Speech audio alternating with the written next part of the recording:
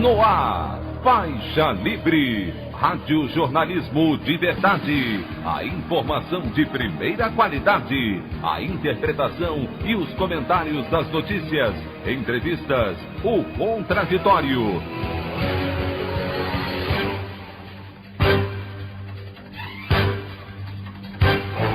Tudo para aproximar você cada vez mais da realidade do Brasil e do mundo.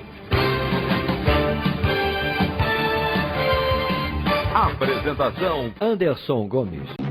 Polícia Civil e Ministério Público do Rio de Janeiro prendem empresários da organização social IABAS que tiveram contratos com a Prefeitura nas gestões de Eduardo Paes e Marcelo Crivella. Petrobras confirma a venda dos 10% das ações que ainda detinha da transportadora associada de gás, a TAG.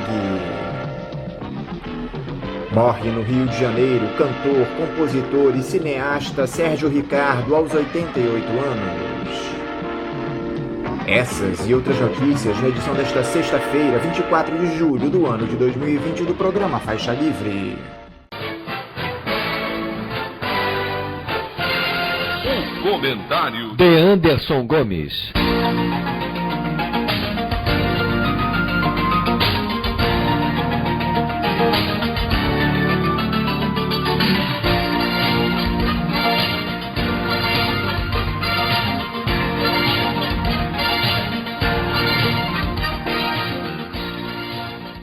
Bom dia, ouvintes.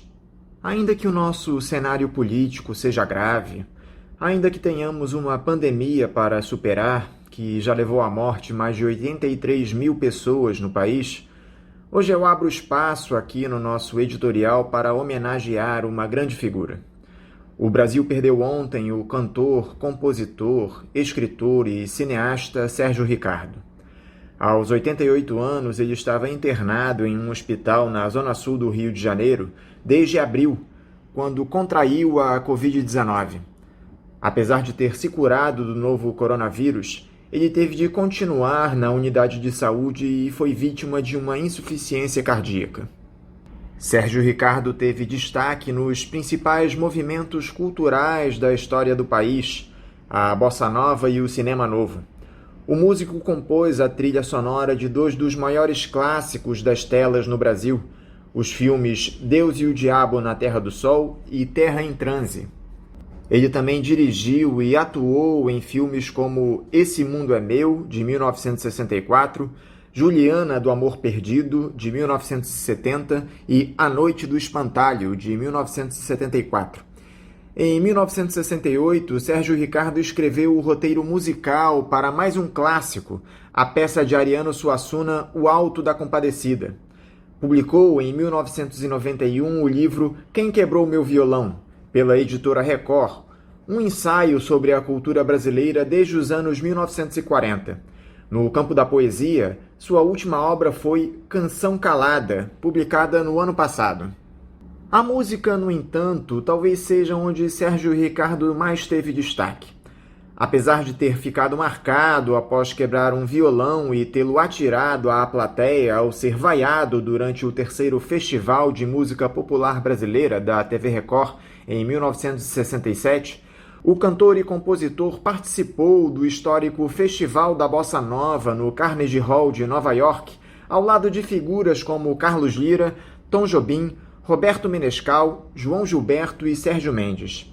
Mas, acima de todo o destaque que teve nas artes, o maior talento de Sérgio Ricardo era a militância pela igualdade.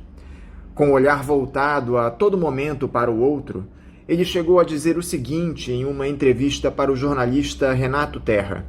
Abre aspas, o meu negócio é o meu ser com o meu semelhante. Não é uma oportunidade que eu esteja querendo desfrutar. Isso aí é uma coisa minha. Amanhã, quando eu subir no paraíso, eu vou ficar falando daquele mendigo pobre coitado. Ninguém deu bola para ele, coisas assim. Fecha aspas. Nos versos da canção Enquanto Ela Não Vem, o compositor mostrou o Brasil que muita gente faz questão de não ver. Tristeza mora na favela. Às vezes ela sai por aí. Felicidade, então, que era saudade, sorri. Brinca um pouquinho enquanto a tristeza não vem. Sérgio Ricardo vai, mas sua obra seguirá eterna. a opinião do Faixa Livre. Bandeirantes, 1360. Estamos apresentando Faixa Livre. Voltamos a apresentar Faixa Livre. Estamos de volta, ouvintes, com o início da edição de hoje do programa Faixa Livre, que tem na sua produção a jornalista Celeste Sintra, auxiliada pela também jornalista Natália Moraes, tendo no comando do áudio o Francisco. Meu bom dia a todos. E meu bom dia também a você, que pode aqui participar nos enviando mensagens eletrônicas para o endereço ouvinte@programafaixalivre.com.br ou ainda registrando suas participações diretamente nas nossas redes sociais. No Facebook, nossa página é o Programa Faixa Livre. No Twitter e no Instagram, para deixar o seu recado, basta seguir os perfis @PGM Faixa Livre. Lembrando que as participações por telefone estão inviabilizadas, pois durante o período da pandemia do novo coronavírus, nosso programa está sendo gravado no dia anterior à sua veiculação. Pedimos desculpas aos nossos ouvintes que costumam interagir conosco desta forma, mas foi a maneira encontrada pela equipe do Faixa Livre para mantê-los informados sobre o que acontece no país e no mundo com essa nossa visão crítica, e ao mesmo tempo preservando a saúde dos profissionais que levam o programa ao ar. O Faixa Livre pode ser acompanhado também pelo nosso aplicativo para celulares com sistema operacional Android. O nome do aplicativo é Programa Faixa Livre. Os ouvintes também têm acesso à transmissão pelo nosso site, o www.programafaixalivre.com.br, ou pela página da Associação de Engenheiros da Petrobras, a AEPET, uma das nossas entidades patrocinadoras, no www.aepet.org.br. Para quem perdeu alguma das edições ou quer ouvir novamente o Faixa Livre, os áudios das entrevistas e editoriais estão disponíveis no nosso podcast, nos aplicativos Spotify, Deezer e Castbox. E dando início às nossas entrevistas, eu cumprimento o teólogo, jornalista e escritor Frei Beto. Frei Beto, bom dia. Bom dia a você, bom dia a todos os ouvintes. Agradeço essa oportunidade de conversar com todos que nos escutam. Frei Beto, muito obrigado por estar aqui conosco mais uma vez no Faixa Livre. Frei Beto, o país atravessa uma das piores crises da sua história. Eu te confesso que não me recordo de um momento de total excepcionalidade como o que enfrentamos atualmente. Vivemos em um ambiente de democracia ilusória, onde o capital se faz guardião das liberdades individuais, governados por uma figura incapaz não só de administrar um país, bem como entender a emergência de saúde que o Brasil atravessa. Não há sequer empatia do presidente da República. Como é que você tem visto, Frei Beto, essa gestão de Jair Bolsonaro em pouco mais de 1 ano e meio de mandato? Você disse que nunca viu uma situação de excepcionalidade no Brasil como agora. Eu vi. Durante a ditadura militar, que durou 21 anos. Sem dúvida nenhuma, o período da ditadura foi muito, muito pior do que esse governo fundamentalista, ultradiretista, do Bolsonaro, como eu costumo tratar o atual presidente. Porque durante a ditadura, as pessoas eram presas, torturadas, desaparecidas, banidas, exiladas, enfim. Era uma atrocidade que atingia milhares e milhares de famílias e que a opinião pública não tinha muita noção do que ocorria no país por causa da severa censura a todos os meios de comunicação. Quem quiser, sobretudo jovens, se inteirar melhor do que foi o período da ditadura militar, eu recomendo a leitura dos meus livros, Batismo de Sangue, da editora Rocco, e também da editora Rocco, Diário de Fernando, nos cárceres da ditadura militar brasileira. E durante os 4 anos que eu estive preso, eu produzi cartas nas quais eu denuncio o que se passava nos porões da ditadura, nas prisões, nos antros de tortura, e essas cartas estão publicadas pela Companhia das Letras no livro intitulado Cartas da Prisão. Hoje nós vivemos numa situação, sem dúvida nenhuma, de excepcionalidade, porque temos um presidente que se interessa apenas pelos seus filhos, pelas pessoas de sua família, pelo seu grupo de amigos, e amigos nada confiáveis, acusados de pertencer a milícias, que são grupos paramilitares, assassinos, bandidos, de promoverem rachadinhas, corrupção. Um presidente que indica para cargos extremamente importantes da República pessoas sem nenhuma incompetência para ocupá-los, como é o caso do general Pazuello na saúde. Ele sequer entende de primeiros socorros, quanto mais de saúde. Prova disso é que de todo o dinheiro destinado ao combate da pandemia, quase 40 bilhões de reais, o Ministério da Saúde gastou até agora apenas 1/3. Ou seja, o Brasil é, em termos absolutos, o país onde a pandemia tem mais incidência e, no entanto, o Ministério da Saúde praticamente cruzou os braços, porque 2/3 da verba liberada ainda não foi utilizado, sendo que as necessidades são prementes nos municípios e nos estados. Um governo que indica para o meio ambiente um ministro como Ricardo Salles, que é notoriamente a favor da devastação ambiental, da invasão de terras indígenas, do desmatamento, das queimadas, enfim, sem nenhuma preocupação em preservar a floresta e muito menos os povos da floresta. E a gente poderia enumerar outros tantos ministérios.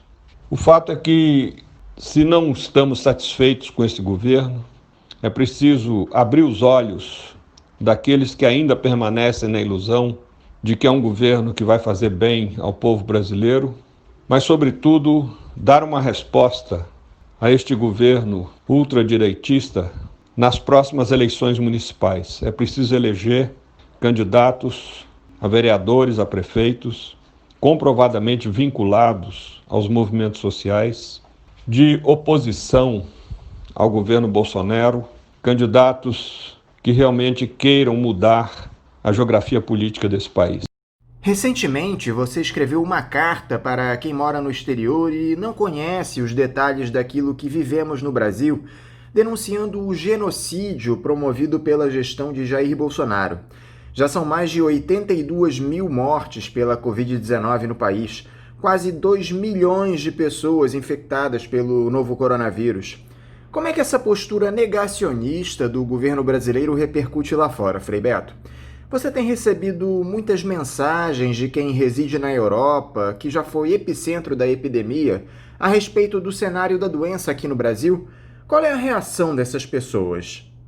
De fato, eu redigi uma carta que está aí rolando nas redes digitais, a amigos e amigas do exterior, em versões em 5 idiomas, português, francês, inglês, espanhol e italiano, denunciando que a pandemia no Brasil não resulta apenas do descaso do governo Bolsonaro, mas há uma intenção de que pessoas morram.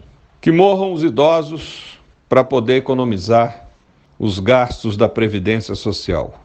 Que morram aqueles que têm doenças pré-existentes para poder diminuir os gastos do SUS, do Sistema Único de Saúde. Que morram aqueles que vivem em situações vulneráveis, os mais pobres, os indígenas, os quilombolas, para poder economizar nos programas sociais. Então há uma intencionalidade de promoção, como disse o ministro Gilmar Mendes, do STF, de genocídio no Brasil. Um presidente que é obcecado pela morte, que só se mobiliza para liberar armas e munições, que tem tantos amigos milicianos, comprovadamente assassinos, de fato não está interessado na vida a não ser a dele e a dos seus filhos. E as pessoas no exterior reagem com muita indignação. Eu tenho recebido muitos pedidos de entrevistas para aprofundar a situação denunciada na carta. Agora mesmo tive que interromper aqui a nossa entrevista para atender um telefonema do Líbano, de Beirute, onde chegou a carta e as pessoas estão perplexas com essa situação do Brasil, agravada ainda pela devastação da Amazônia, pela invasão de terras indígenas, enfim, por todo esse desmando do qual o nosso país injustamente é vítima hoje. E como a gravidade dessa pandemia afeta o país no cenário geopolítico, Frei Beto? Que tipo de perdas o Brasil pode ter diante de uma administração que prioriza a economia em detrimento da vida das pessoas? De fato, esse é um paradoxo, no mínimo curioso, porque se não há vidas, para que serve a economia? A principal economia é aquela que preserva a vida e vida de todos. Como disse Jesus, eu vim para que todos tenham vida e vida em abundância. Então toda ameaça à vida é anti-evangélica, toda ameaça à vida é criminosa. E é isso que esse governo vem fazendo, porque ele não valoriza aquilo que traz vida, que é a renda básica a toda a população, o barateamento dos alimentos pela isenção de impostos, sobretudo aos mais pobres, a defesa das minorias, dos setores vulneráveis, marginalizados. Nada disso. A obsessão do governo é armas, munições. A obsessão do governo é considerar uma pandemia tão grave como essa uma gripezinha. E, portanto, nós temos que nos preparar porque a crise econômica no Brasil vai se agravar. E temos que denunciar a farsa dessa chamada reforma tributária. Porque reforma tributária tem que começar obrigando aqueles que ganham mais a pagar mais impostos. E isso não está sendo feito. Aqueles que vão pagar o ônus dessa reforma tributária são a classe média e a classe mais pobre. Os ricos estão sendo poupados. Pelo contrário, na reforma, na proposta do ministro Guedes, se abate o imposto que os bancos devem pagar ao governo. Os bancos são beneficiados. Uma verdadeira reforma tributária teria que ser progressiva, taxar as heranças, os dividendos, o patrimônio, tudo isso está isento. É por isso que o peso dos impostos cai brutalmente sobre as costas e o bolso dos consumidores, quando deveria cair sobre aqueles que são produtores e aqueles que acumulam fortunas no mercado financeiro, na especulação financeira. Eu gostaria, Frei Beto, de recuperar alguns trechos dessa carta que você escreveu para repercutir aqui com os nossos ouvintes. Em uma das partes, logo no início, você diz que, abre aspas, esse genocídio não resulta da indiferença do governo Bolsonaro, é intencional. Bolsonaro se compraz da morte alheia, fecha aspas. Me parece que essa postura do presidente da República carrega traços de sadismo. Ele só se sente satisfeito quando vê o outro subjugado, refém de uma condição de inferioridade absoluta, você não acha? De fato, é um governo que carrega, como você diz na pergunta, traços de sadismo.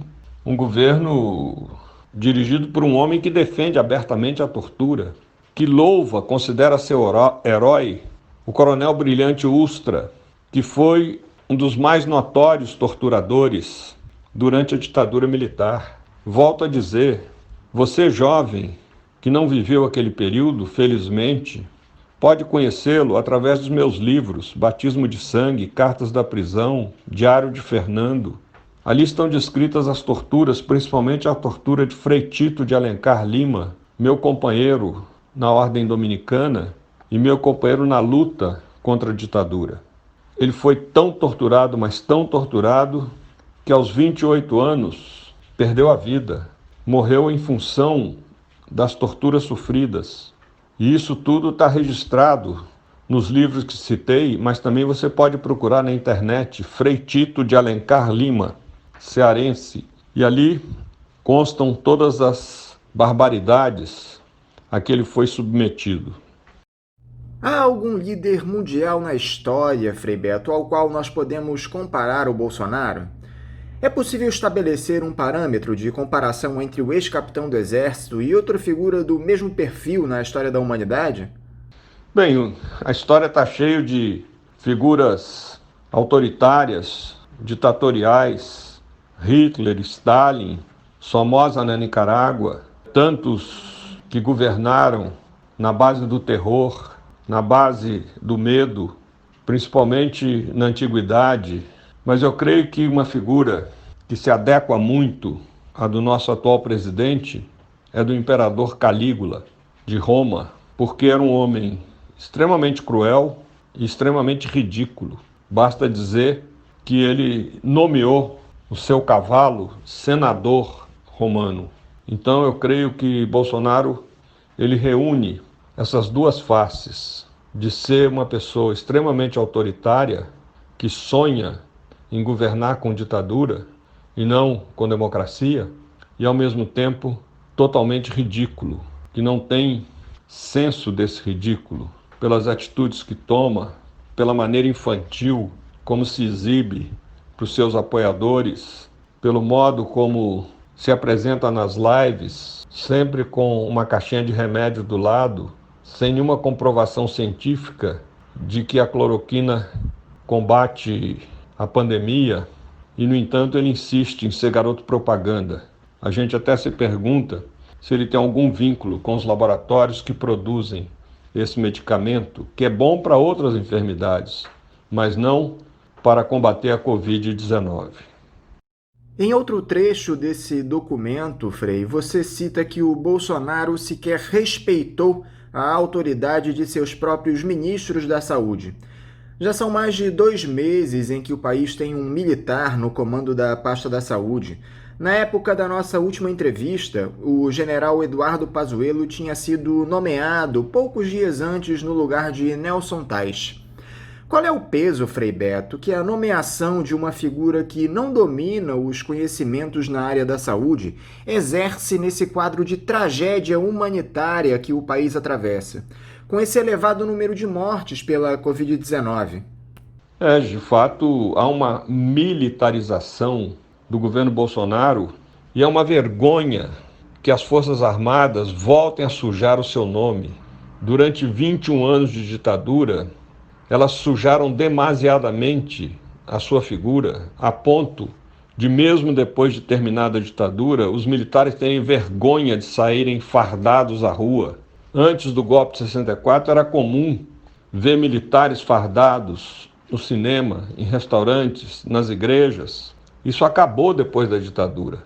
E agora que eles teriam oportunidade de limpar a cara, não aproveitam. Pelo contrário, se associam a um capitão que foi marginalizado dentro do Exército por indisciplina e aceitam privilégios, porque os militares que estão pendurados na boquinha do governo federal, e eles já são mais de 1.000 só no Ministério da Saúde, eles recebem duplo salário, o soldo da caserna e o salário de funcionário público federal.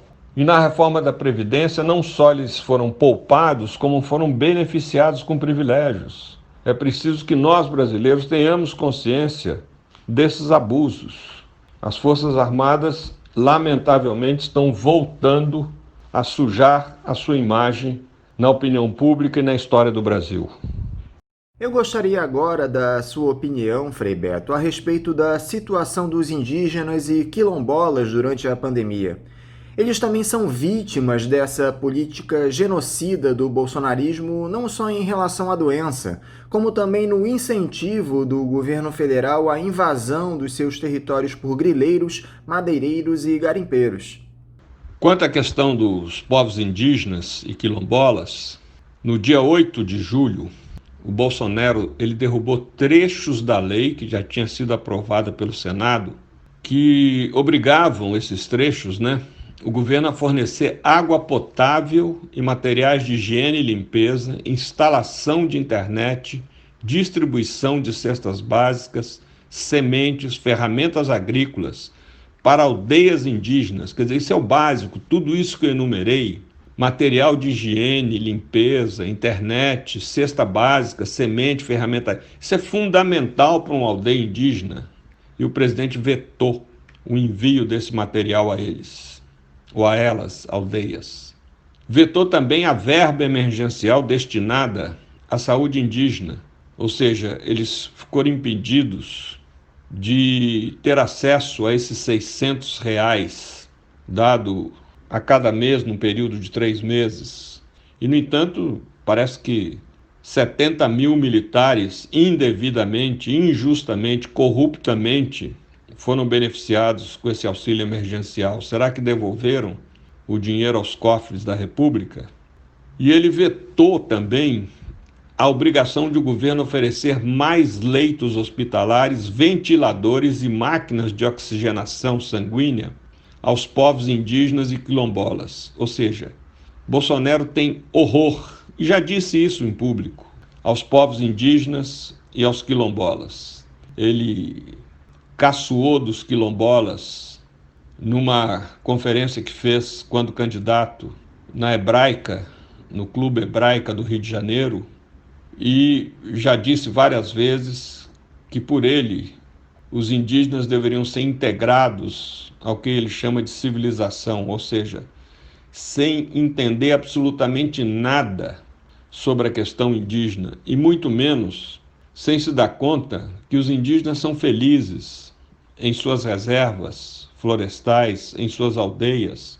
Eles não querem se integrar a essa nossa civilização violenta, desigual, onde a mercadoria tem valor de troca e não valor de uso, onde o dinheiro fala mais alto. Eles querem viver em comunhão com a natureza, naquele senso coletivo que inclusive cria uma característica curiosa, que é a não existência em muitas culturas indígenas do pronome pessoal eu.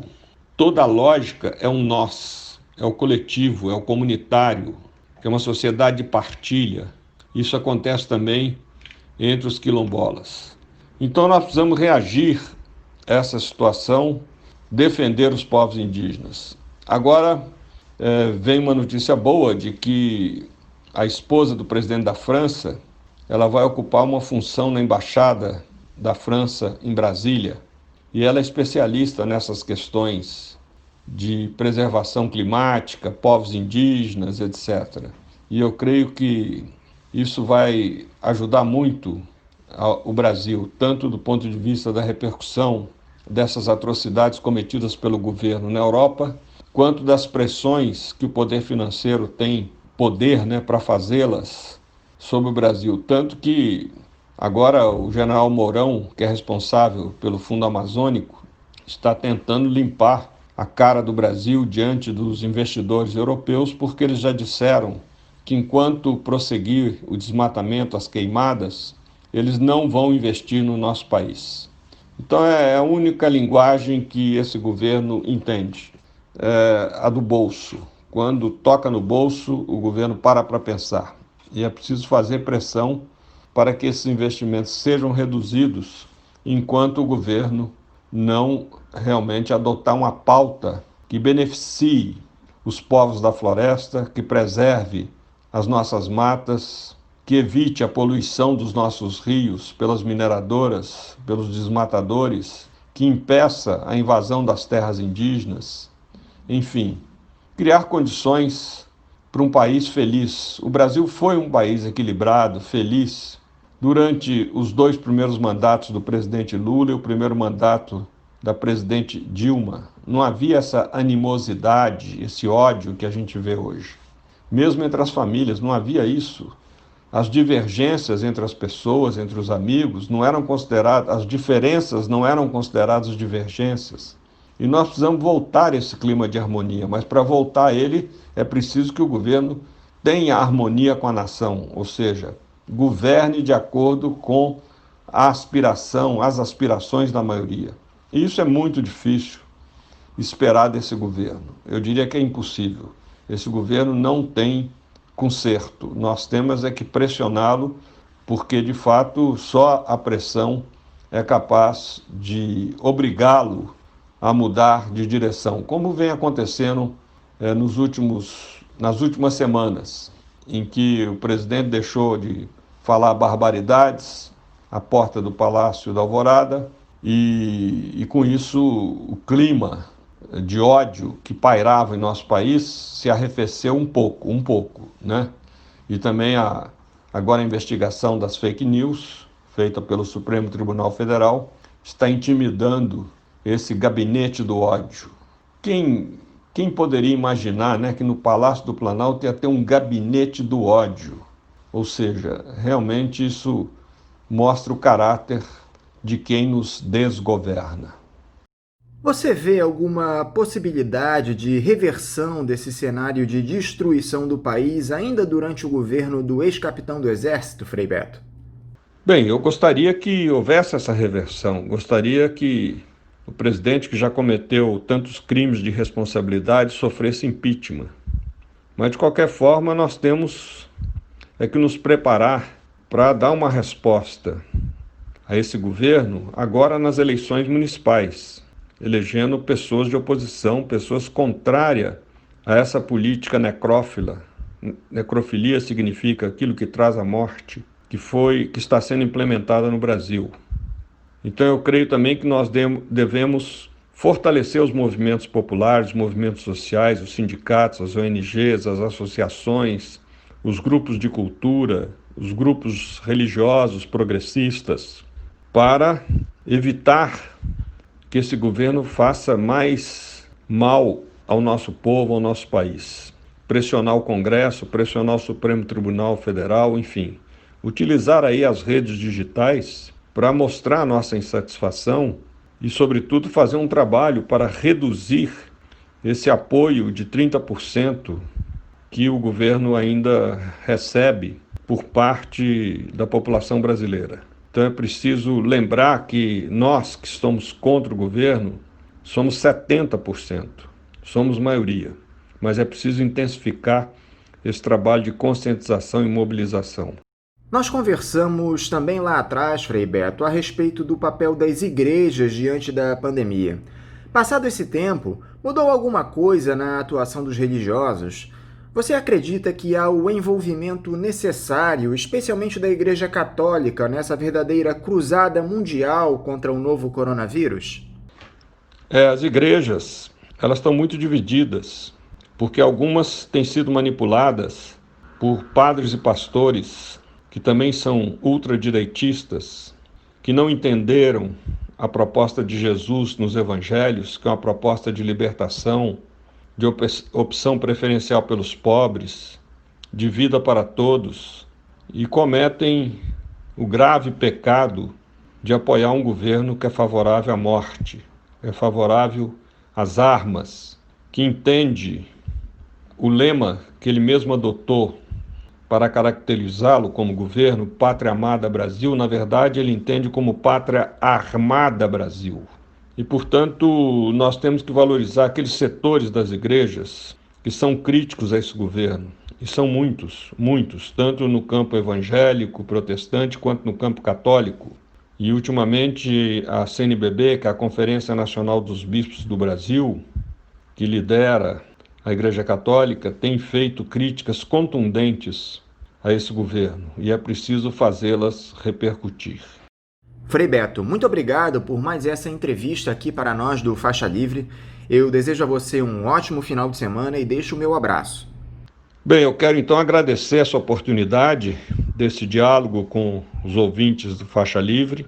Eu tenho muita honra, muito prazer em falar com Faixa Livre e espero que os nossos ouvintes possam transformar suas ideias, as suas esperanças em lutas concretas, em atividades eficazes, em militância. Isso é que é importante.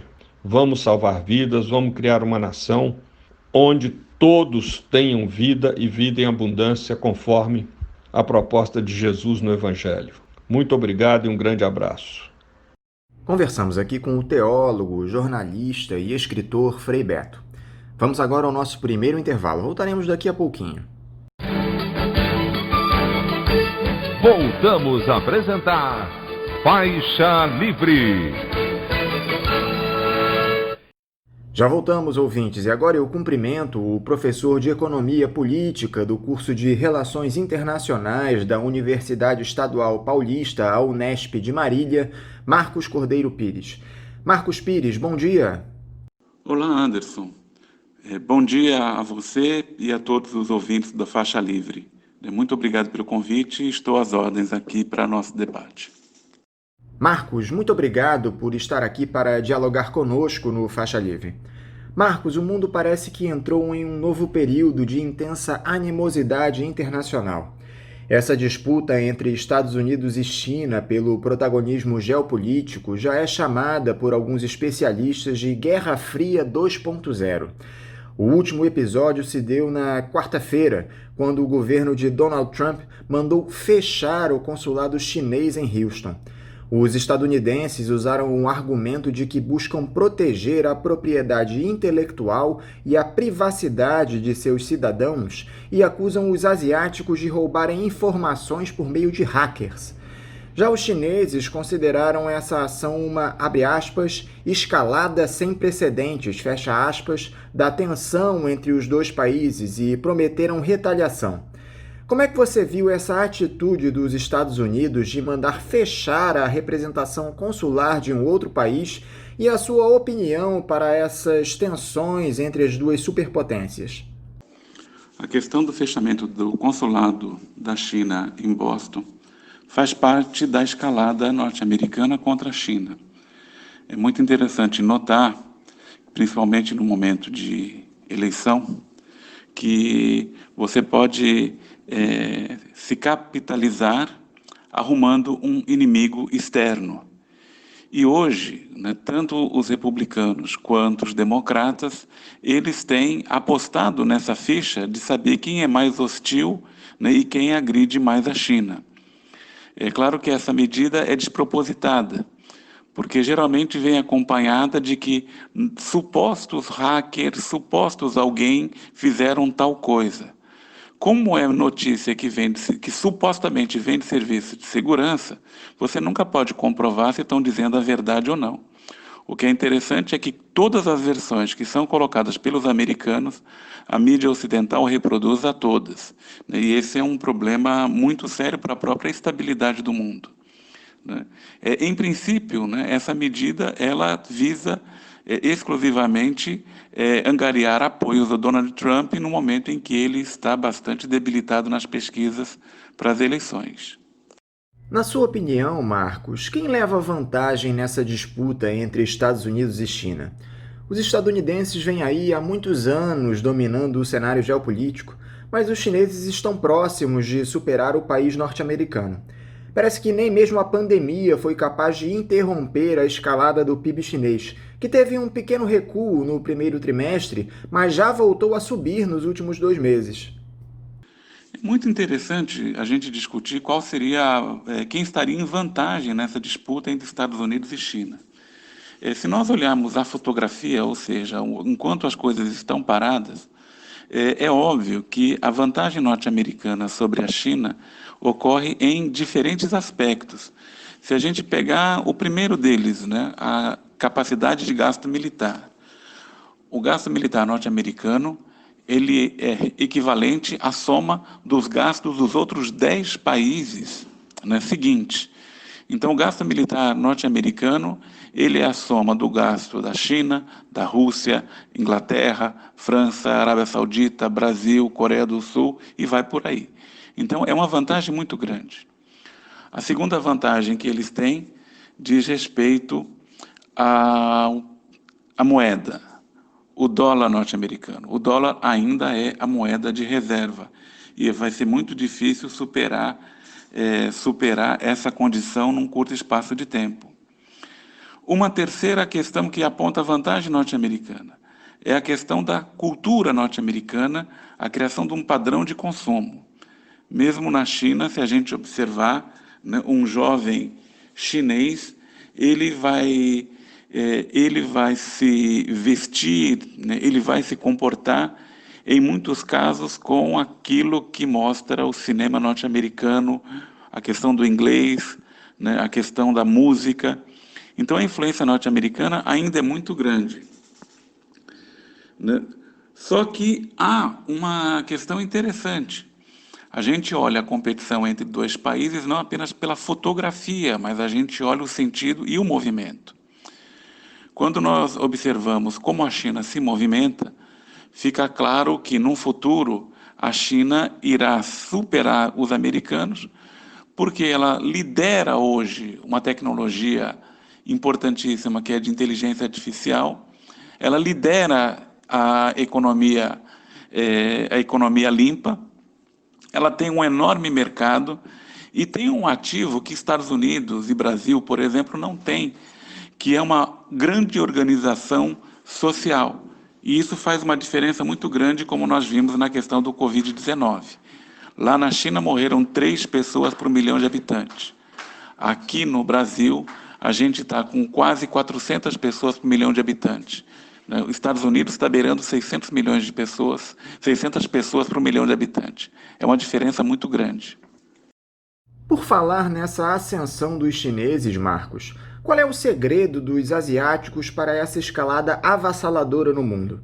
Me parece algo absolutamente sem precedentes no que diz respeito à velocidade dessa ascensão econômica e tecnológica. O PIB chinês hoje, em paridade de poder de compra, ele já é superior ao PIB norte-americano. Mas ainda assim, em termos de poder, poder em dólares constantes, ainda está muito abaixo.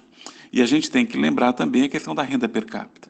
A renda per capita norte-americana é 5 vezes a renda per capita chinesa.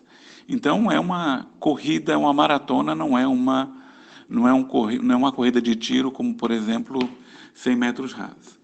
A questão da ascensão da China, pelo menos nos últimos 40 anos, né, é algo invejável, porque nenhum país conseguiu organizar uma estratégia para crescer tão rápido em tão pouco tempo. Talvez, se fôssemos comparar alguma coisa, seria como pegar o crescimento norte-americano depois da Guerra Civil até 1914, quando eles já se transformam na maior economia do mundo. Né? Mas é um exemplo, né, de como a organização social deles funciona, porque eles utilizam a economia de mercado, isso não tem dúvida nenhuma. Né? Há capitalistas na China, mas a questão central é que os capitalistas não organizam o poder político na China. Isso fica a cargo do poder do Partido Comunista Chinês. E essa organização, essa forma de estruturar um modelo econômico, em grande parte, preocupa o Ocidente do capitalismo liberal. Né? Porque se outros países do terceiro mundo seguirem esse caminho, ficaria muito difícil para persistir com essa ordem internacional criada desde a chegada de Vasco da Gama a Calicut em 1498. Né? É um modelo que a gente deveria observar 2 países, né, que tem muito a ensinar o Brasil, para além da China, é claro.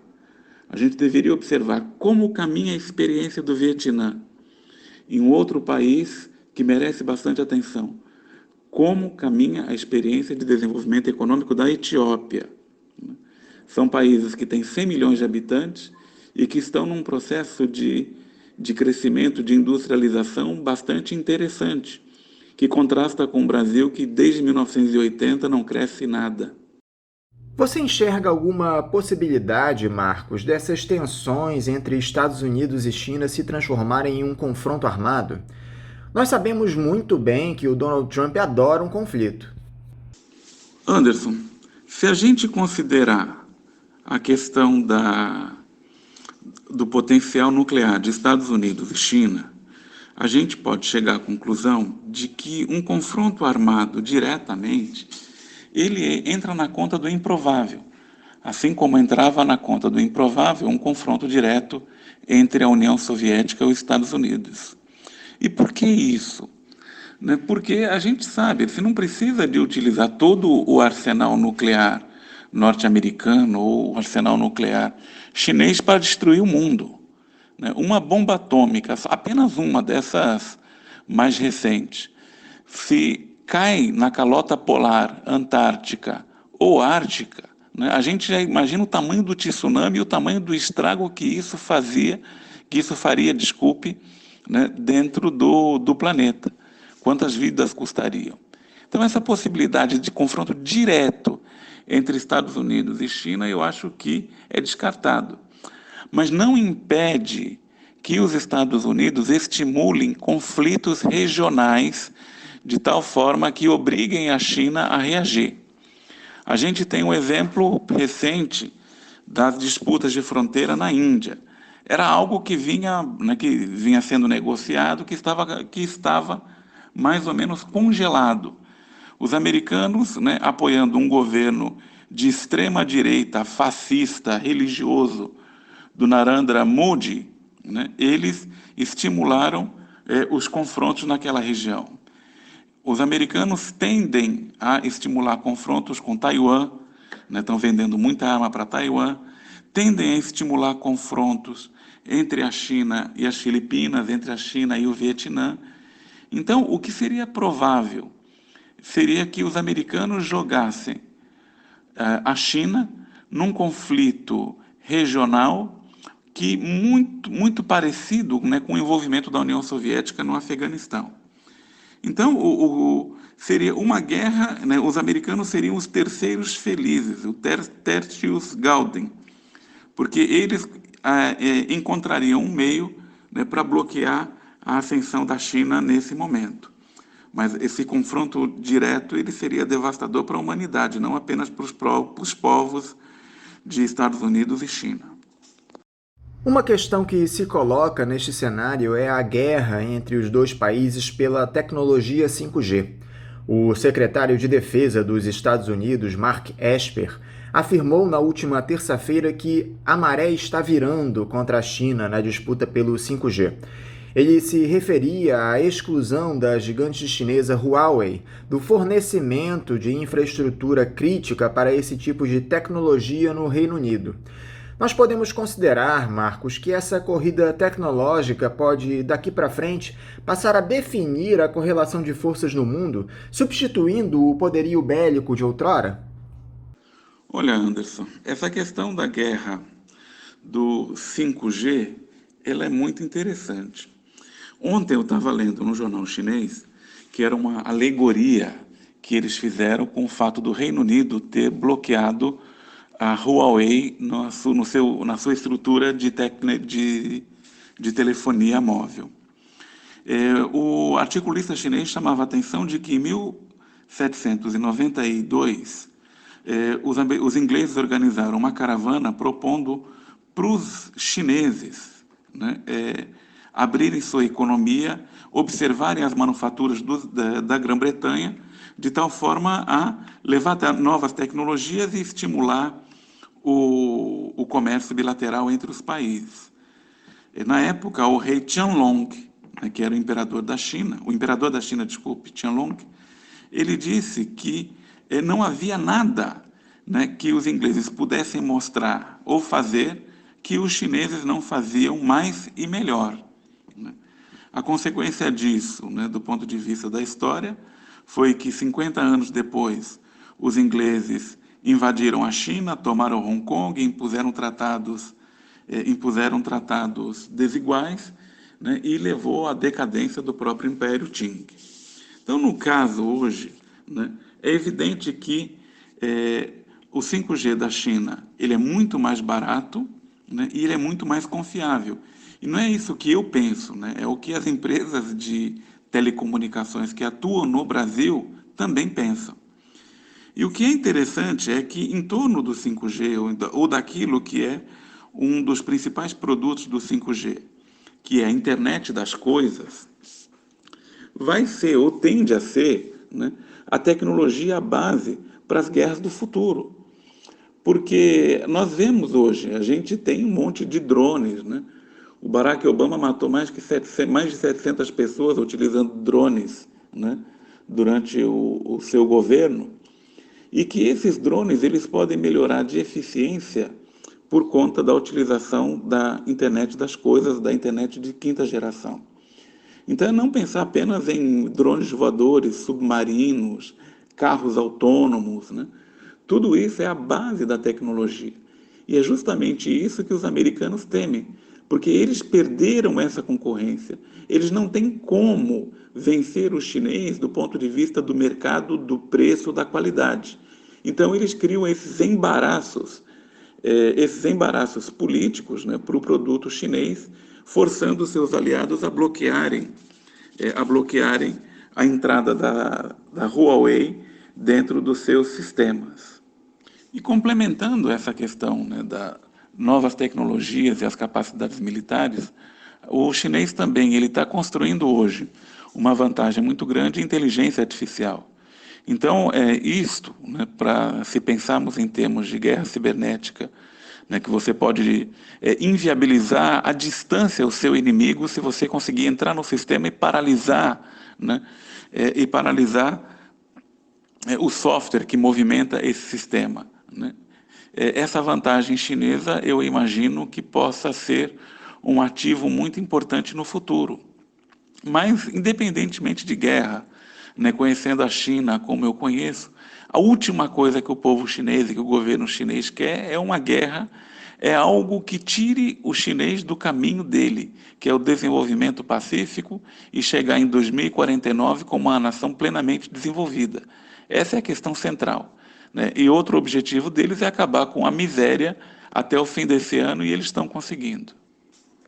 Em relação ao processo eleitoral estadunidense, como você acredita que essa disputa entre o país norte-americano e a China pela tecnologia 5G pode afetar a popularidade do presidente dos Estados Unidos e influenciar o resultado das urnas? Uma questão que você pergunta sobre o processo eleitoral dos Estados Unidos é algo que a gente deve refletir sobre processos eleitorais no mundo inteiro. Hoje, né, não existe um debate de ideias. Hoje não existe um debate que confronte propostas, né, e caminhos diferentes dentro do processo eleitoral. E a gente pode dizer que esse problema ele abarca todas as democracias ocidentais. No caso dos Estados Unidos, a gente vê que existem as mesmas tecnologias, a mesma lógica eleitoral que tem aqui, que é uma lógica baseada na mentira, na difusão de fake news, no preconceito, e antes de tratar de coisas racionais, esses processos eleitorais, eles tratam de mexer com o instinto das pessoas, mexer com os preconceitos das pessoas. Hoje, né, é uma construção que vem sendo feita desde pelo menos 2011, há um processo de demonização da China nos Estados Unidos. E essa demonização da China, ela assumiu cores republicanas ou assumiu cores democratas. Mesmo aqueles políticos que a gente poderia chamar de políticos progressistas, se nós observarmos a própria pauta que eles defendem, como taxação aos ricos, defesa dos direitos humanos, defesa dos trabalhadores, das minorias, como, por exemplo, a congressista de Nova York, Alexandria Ocasio-Cortez, mesmo esses progressistas, eles estão empenhados, né, numa luta muito dura contra a China.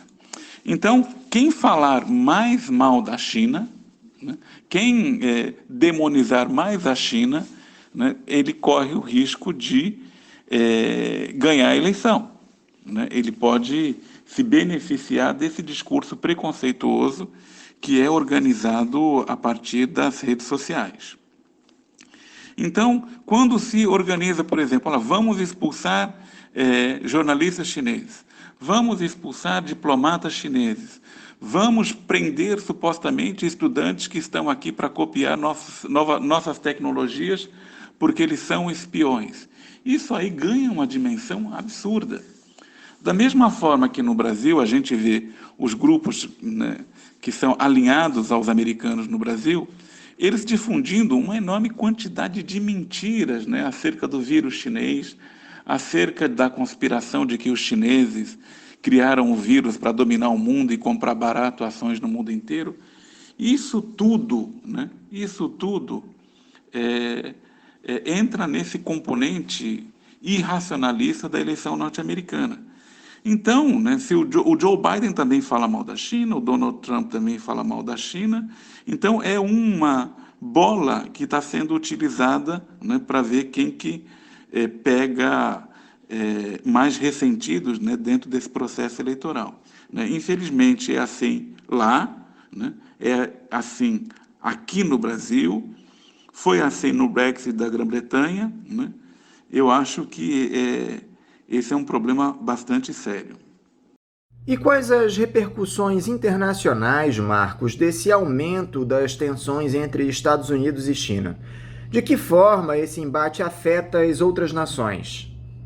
Olha, quando você pergunta sobre as repercussões internacionais do embate entre Estados Unidos e China, é algo que a gente tem que olhar com bastante cuidado, porque isso vai desenhar a ordem internacional, né, das próximas décadas. A gente deveria considerar nesse aspecto a ocorrência de 3 cenários, né, do que poderia ser essa ordem internacional resultante das disputas entre Estados Unidos e China. Eu começaria com uma ordem internacional que seria, digamos assim, uma ordem internacional multilateral, né, em que teria um novo começo, né, para as Nações Unidas, teria uma nova articulação dos países, né, porque a gente bem sabe que o governo Trump ele colocou a America First, né, América em primeiro lugar, e abandonou, né, muitas das bandeiras da própria construção, né, política e teórica das Nações Unidas e do multilateralismo. A gente observa, por exemplo, né, que nesse cenário atual, o Donald Trump ele renega a mudança climática, né, ele atenta contra os direitos humanos, né, tanto é que saiu do Conselho de Direitos Humanos, ele estica, né, a corda, né, da guerra entre os palestinos e o governo de Israel, ele rasga completamente as normas da Organização Mundial do Comércio quando ele faz uma política protecionista. Então, né, por onde caminharia, né, seria um caminho de confronto. Mas vamos imaginar, né, a primeira hipótese, essa primeira parte do cenário para os próximos meses, se por acaso o Donald Trump perde. E aquelas vozes, né, que defendem o multilateralismo dentro do Partido Democrata, elas retomem, né, abandonem o discurso retórico contra a China e tentem construir uma nova institucionalidade, né, ou, né, aquilo que o chinês defende como uma comunidade de destino compartilhado para a humanidade, ou seja, um mundo multipolar em que haja a colaboração e menos o confronto. Então, esse cenário, em tese, seria possível, né, porque ele implicaria a criação de diversos polos de poder, não ficaria exclusivamente centrado nos Estados Unidos, como é hoje, e admitiria, né, uma maior articulação entre a União Europeia, entre a Rússia, entre a Índia, né, a China, Estados Unidos, né, que poderia ser um cenário bastante positivo, né. Agora, com a vitória de Donald Trump, a gente já sabe que vai esperar mais do mesmo, mais confrontação, mais fascismo, mais supremacismo, né? Ou seja, essa hipótese é uma hipótese ruim. O segundo cenário, ele conta justamente com essa possibilidade, ou seja, de os americanos, né, eles não apenas, poderia ser, inclusive o Joe Biden, né, de recriar o conceito de Guerra Fria, de realinhar, né, os seus parceiros, como, por exemplo, trazer de volta, prestigiar a União Europeia, prestigiar, né, o Japão, garantir a segurança da Coreia do Sul e de Taiwan, e se organizar para um mundo que a gente poderia chamar de uma nova Guerra Fria. Essa nova Guerra Fria, ela teria um componente diferente, por quê? Porque não seria apenas, não seria uma guerra de confrontação de modelos econômicos, né? o que a gente teria seriam duas globalizações, uma baseada na China e outra baseada nos Estados Unidos. A criação de um bloco asiático, né, em que a Rússia estaria junto com os chineses, e uma subordinação da Europa, do Japão e da América Latina aos interesses norte-americanos. Agora, qual que é o problema dessa ordem, né? Porque não se trata, de novo, de ter uma discussão entre socialismo e capitalismo, entre economia planificada e economia de mercado, né? Já que se teria, né, uma economia internacional e um grau de contato entre os países, né, maior do que tinha entre o Comecon, por exemplo, e o mercado comum europeu ou os Estados Unidos. O problema, né, seria o seguinte: se a Europa, né, entrar num processo de confrontação com a China, quem comprariam as marcas francesas, mais do que os chineses hoje? Quem garantiria o lucro da Mercedes-Benz vendendo carros de luxo, né? Que outro mercado seria importante para absorver essa oferta de bens de luxo europeu? Né? Quem compraria ou aonde teria acesso a produtos de telecomunicação com um preço barato, tal como se tem hoje? Qual seria o nível de vida, ou quanto que perderia em poder de compra um norte-americano se ele deixar de ter à sua disposição a produção de bens manufaturados na China, feito com grande produtividade, né, e com custos muito mais baixos do que está sendo colocado? Por fim, qual seria, né, a perda econômica de uma quebra das cadeias de produção mundiais? Ou seja, a gente viu que momentaneamente, durante o período da pandemia de Covid, né, o mundo inteiro estava atrás de respiradores, atrás de máscaras, atrás de medicamentos, né, muito disso produzido na China. Quando se restabelece a normalidade, caberia perguntar para uma empresa norte-americana se ela voltaria a produzir os seus manufaturados nos Estados Unidos com uma produtividade muito menor e com um salário muito maior, né? É uma questão em aberto. Mas se esse cenário de Guerra Fria se consolidar, é óbvio que os países seriam tangidos, né, a tomar partido. Daqui a pouco eu falo do Brasil, né, porque para o Brasil seria muito pior. O terceiro cenário, né, é um cenário mais ou menos caótico, em que os americanos não se preocupariam em organizar uma frente tal como foi feito durante a Guerra Fria, colocaria os seus interesses em primeiríssimo lugar, eles desmontariam a OTAN e colocariam os recursos exclusivamente para garantir a sua segurança, o que forçaria a União Europeia em bloco, né, ou países como a França, a Alemanha, Inglaterra, a se rearmar, né, e organizar, né, uma estrutura militar para garantir a própria defesa, não apenas contra a China ou a Rússia, mas também colocando no radar a possibilidade de uma guerra com os Estados Unidos.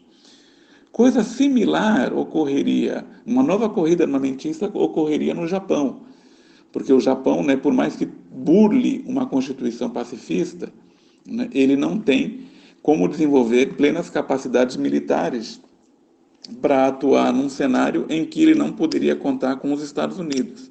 A mesma coisa a Coreia do Sul, a mesma coisa a Índia, a mesma coisa o Paquistão.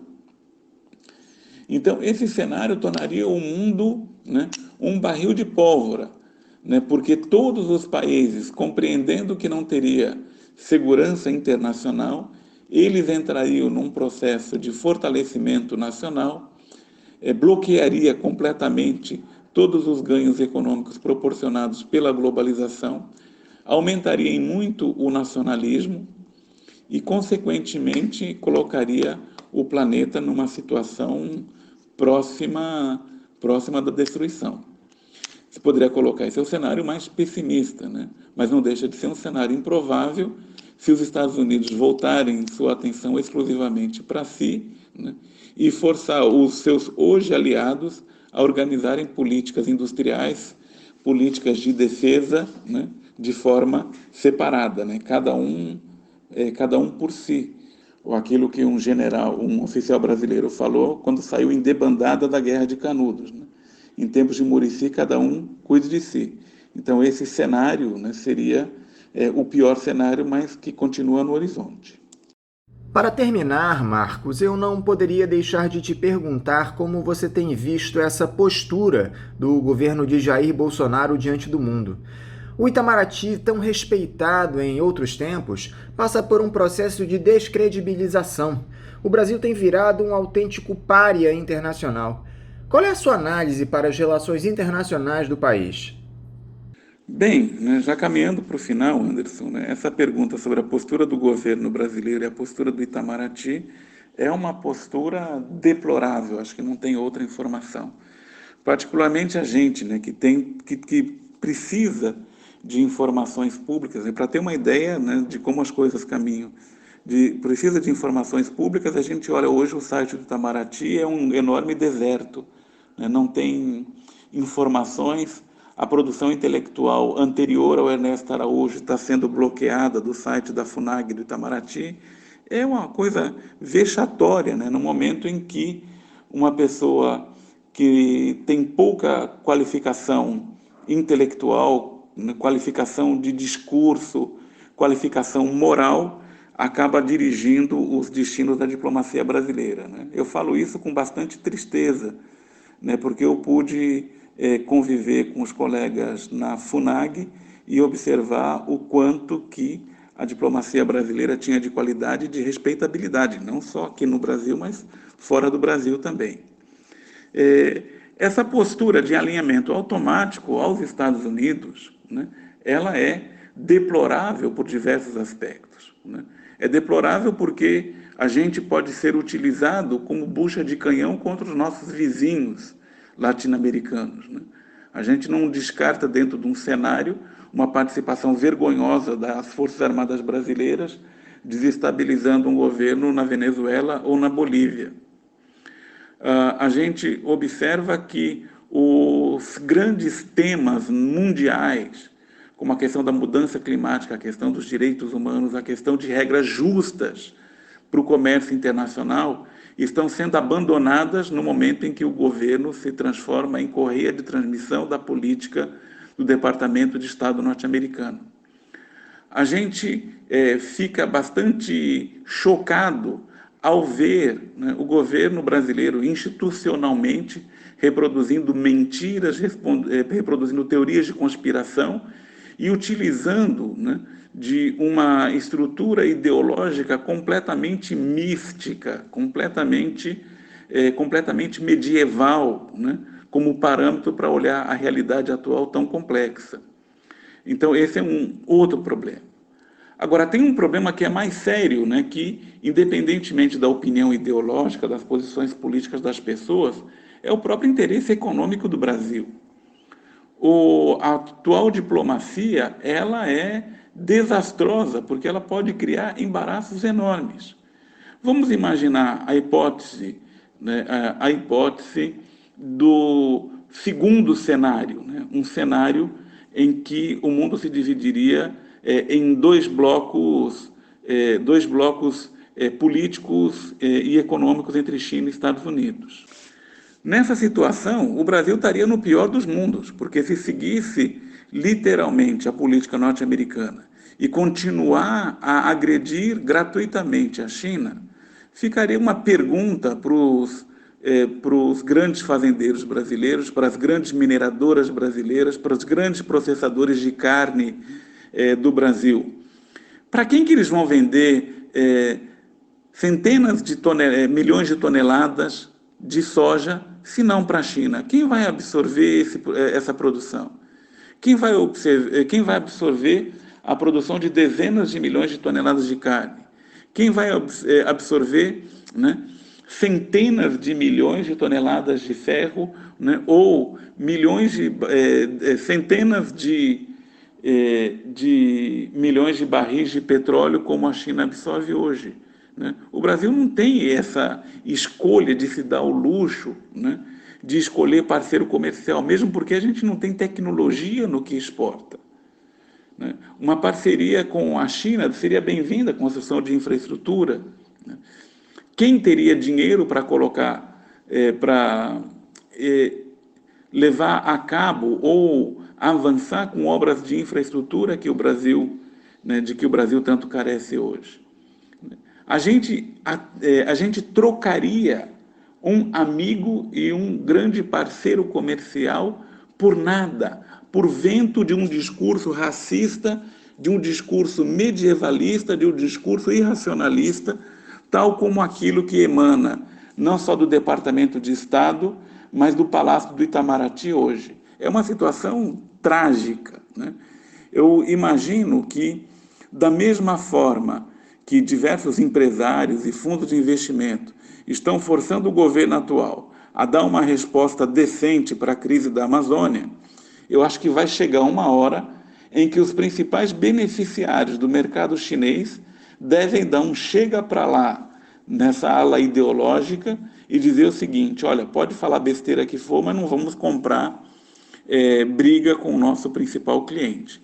Então é uma questão bem interessante e bem lamentável, né?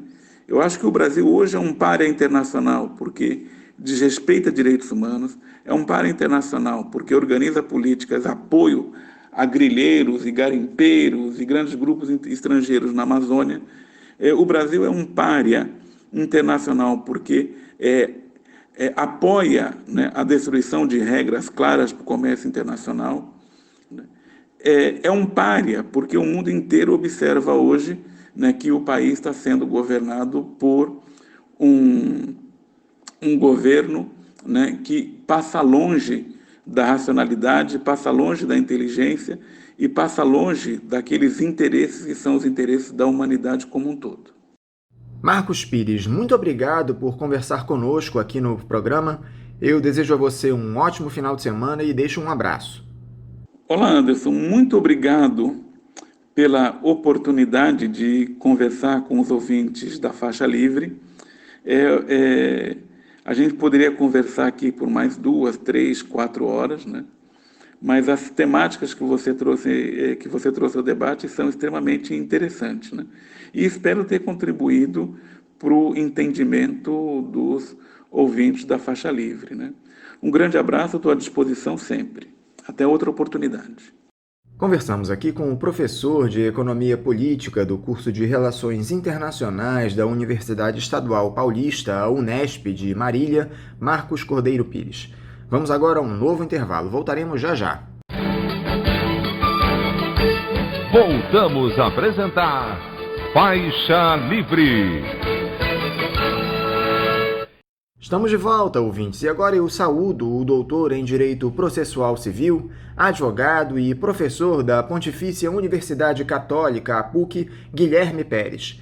Guilherme Pérez, bom dia. Bom dia, Anderson. Bom dia aos ouvintes. É um prazer estar novamente conversando com os amigos do Faixa Livre. Guilherme, muito obrigado por mais essa entrevista aqui para nós do Faixa Livre. Guilherme, o governo de Jair Bolsonaro vem sendo alvo de uma série de contestações judiciais, não apenas no Brasil, como também em tribunais internacionais. Nós temos uma ação do Partido Democrático Trabalhista, o PDT, no Tribunal Penal de Haia, onde o ex-capitão do Exército é denunciado por crime contra a humanidade pela sua postura no enfrentamento à pandemia de Covid-19. Para começar, Guilherme, eu gostaria de saber de você como se dá a tramitação de uma ação como essa na Corte de Haia? Como se processa tudo isso? Anderson, eu que mais uma vez agradeço o convite, é sempre um prazer participar do Faixa Livre. Bom, sobre essa primeira pergunta, na verdade, a notícia de 4 denúncias ou pedidos de instauração de investigação do presidente Jair Bolsonaro perante o Tribunal Penal Internacional, sediado em Haia, né? Há a notícia de que 3 são referentes à condução do Executivo Federal da questão da pandemia, da Covid-19, e um diz respeito ao tratamento e à condução da questão dos povos indígenas no Brasil, né, já desde o início do mandato do presidente Jair Bolsonaro. Bem, uma corte internacional, ela depende da aderência de Estados membros da ONU, né, nesse caso, que reconheçam a competência dessa corte para julgar aqueles crimes para os quais ela foi criada, nesse caso, crimes graves contra a humanidade, como genocídio, crimes de guerra, né, crimes de agressão mais recentemente, e depende da adesão espontânea dos países que abrem mão de parte da sua soberania e dizem, olha, nós vamos respeitar as decisões que vierem dessa corte, né, nos casos em que ela tem competência para julgar. Não obstante, essa é uma tramitação sempre muito difícil, muito custosa, muito demorada. Imagine você que uma corte internacional ela recebe denúncias de casos no mundo inteiro e, portanto, tem ali capacidade limitada de tratar de casos tão numerosos, né? Recebe aí na casa de centenas, às vezes mais de 1.000 casos por ano, e ela precisa verificar se há um mínimo de procedibilidade, né? Se é de fato o caso de competência da corte, aqueles fatos estão sendo narrados, para depois instaurar uma investigação. Isso quem faz é o procurador, né, vinculado à corte, como se fosse uma espécie de Ministério Público ali vinculado à corte, que faz esse filtro inicial, pode abrir uma investigação se tiver indícios mínimos e, se concluir essa investigação entendendo que houve a prática desses crimes elencados na Carta de Roma, pode propor a ação propriamente dita perante a corte. E aí se deflagra todo um processo muito semelhante ao processo criminal de qualquer Estado democrático de direito, com direito à defesa, com todos os atos, né, probatórios e de exercício do contraditório, até que se chegue a um julgamento. Então, em suma, é assim que funciona o processo junto ao TPI. Há um prazo para que se tome uma decisão a respeito desse tipo de ação, Guilherme? Isso pode se resolver ainda durante o atual mandato do Bolsonaro na presidência?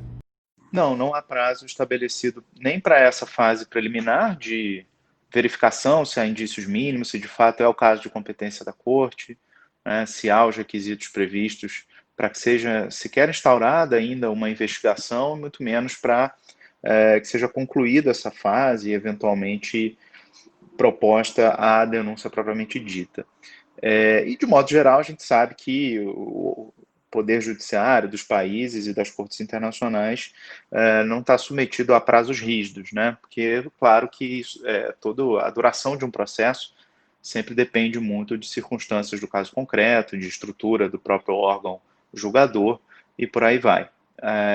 O que eu posso dizer, que a experiência, a observação mostra, é que, de modo geral, a gente sabe que os órgãos jurisdicionais já têm uma certa lentidão natural. Isso não é privilégio ou desprestígio, não é algo específico do Brasil. Muito embora a gente pense que só o nosso judiciário é lento, mas não é verdade. O judiciário dos países, em geral, tem dificuldades em fornecer justiça em tempo ágil, né? Mas isso é muito mais ainda grave e intenso em relação às cortes internacionais. Mas não por culpa delas, às vezes por culpa da falta de estrutura, às vezes, dependendo das circunstâncias internacionais. Essas cortes elas dependem muito do financiamento, né, dos países membros, que podem eventualmente atrasar pagamentos, etc. Por exemplo, o Brasil ficou durante um bom período nos últimos anos, eu não sei exatamente agora como está, mas ficou inadimplente, por exemplo, nos pagamentos para a Corte Interamericana. Então, essas cortes estão muito sujeitas a essas dificuldades e também a dificuldade natural do tipo de processo que elas analisam, que são sempre questões muito complexas, né? A gente está falando de fatos que envolvem normalmente populações inteiras ou grupos étnicos inteiros, né? Populações muito amplas e muitos fatos múltiplos sempre, né?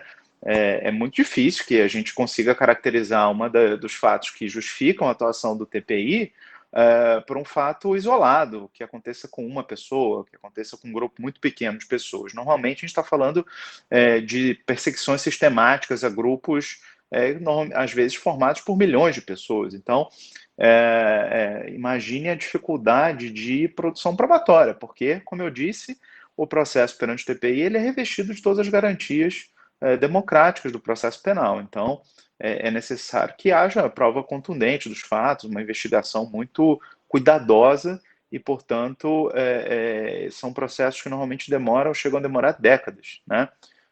Não só no TPI, por exemplo, o caso da guerrilha do Araguaia no Brasil demorou mais de década também para ser resolvido na Corte Interamericana de Direitos Humanos. Então, eu acho, assim, a gente pode até falar aí na sequência sobre a viabilidade desses pedidos em si, mas falando em tese ainda que fossem fatos, né, que justificassem ali a instauração da investigação, a denúncia e uma eventual condenação, eu diria que é quase impossível que isso aconteça dentro do espaço de tempo de um mandato presidencial.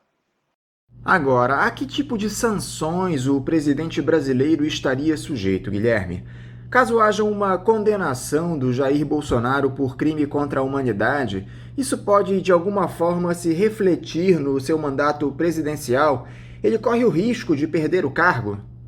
Bem, Anderson, respondendo primeiro em tese essa indagação, o indivíduo que é condenado pelo TPI, ele pode ser condenado às penas de prisão, privação de liberdade comum, pode ser condenado ao pagamento de uma multa, que inclusive pode ser revertida ali para as vítimas, né, dos seus atos, e pode ser condenado também à perda de bens e direitos, enfim. O problema dos tribunais internacionais em geral é a executibilidade, a efetividade das suas decisões. Porque, muito embora os países membros eles adiram espontaneamente e se comprometam a cumprir todas as decisões desses órgãos, se na prática o país se recusa a cooperar, por exemplo, entregando um nacional seu para ser preso né, onde for designado pelo Tribunal Penal Internacional, em Haia ou em outro estado que se ofereça para receber um prisioneiro, não há muito o que fazer, né? Porque, enfim, a ONU e o Tribunal Penal não têm um poder de efetivar diretamente as suas decisões, eles ficam muito na dependência dos Estados-membros cooperarem num caso concreto, tanto na prisão, quanto na cobrança da multa, quanto na decretação da perda de bens e apreensão de bens, né? Nesses dois últimos casos, de uma sanção pecuniária, por exemplo, a AGU teria, no caso do Brasil, né? A AGU teria que ajuizar uma ação perante a Justiça Federal para que essa decisão fosse cumprida, lá no final, né? Depois que ela for proferida. E no caso de prisão, teria que cumprir um mandado de prisão internamente. Mas se o Brasil se recusasse, por exemplo, a cumprir uma determinada ordem de prisão do TPI, o que poderia o tribunal fazer? Ele não tem um exército para invadir o Brasil, né? Porque é uma questão de soberania, uma questão de cooperação internacional. Então, todos os órgãos internacionais padecem desse mesmo problema desde sempre, né? Como fazer efetivar suas decisões. E, às vezes, a forma mais concreta de efetivar as decisões dos órgãos internacionais é por meio de pressão internacional, pressão da opinião pública, e é muito o que a gente vai ver nesse caso, né? A efetividade do processo em si é muito duvidosa pelo tempo, pelos requisitos, né? Por exemplo, um dos requisitos para que o processo tenha procedibilidade no TPI é que se demonstre de forma clara que o judiciário daquele país não foi capaz de tratar da questão. E então, veja que é muito difícil cumprir esse requisito quando o fato ainda está em curso. Você diz, olha, é preciso demonstrar que depois de anos o país membro não foi capaz de lidar com aquela situação de forma efetiva e para aí se poder abrir o processo perante o TPI. Então veja que o timing dessas cortes internacionais, ela é vista em quase que em décadas, né? É muito difícil a gente conseguir vislumbrar um processo lá que siga o timing dos fatos ainda acontecendo, é quase impossível. Então, como disse o próprio ministro Gilmar Mendes, né, essa questão surgiu muito aí por conta dessa notícia de que esse assunto teria sido abordado pelo ministro Gilmar Mendes em telefonema com o ministro interino aí da Saúde, e ele próprio, o próprio Gilmar Mendes, numa entrevista posterior, deixou claro que o que ele falava ali era mais uma questão de imagem do Brasil, né, no exterior, já que o tratamento da pandemia é algo muito relevante hoje para a imagem dos países em geral, como cada país está lidando com isso. Portanto, de novo, a gente volta à questão da imagem do país, né? Dessas sanções indiretas, dessas pressões políticas que essas denúncias acumulando ali na Procuradoria do Tribunal podem fazer em termos de pressão política internacional. E parece que até funcionou em alguma medida, né? A gente viu aí, logo depois desse alerta do ministro Gilmar Mendes, uma certa mudança de comportamento por parte do presidente da República, que passou a ser mais cuidadoso ao quase que receitar, né, medicamentos ali de eficácia duvidosa contra a Covid-19. Então, é mais nesse âmbito que a gente está, né, da pressão política internacional, da imagem do Brasil com essas denúncias, do que propriamente com a capacidade do tribunal em atuar de forma concomitante ao fato acontecendo e ser capaz de dar uma resposta rápida. Já há algum precedente, Guilherme, de um chefe de nação que tenha sido condenado pelo Tribunal de Haia e perdido o cargo no seu país? Não há precedente de perda do cargo, até porque essa não é uma pena especificamente prevista, perda de mandato, né? E sim, como eu falei, prisão, multa ou perda de bens.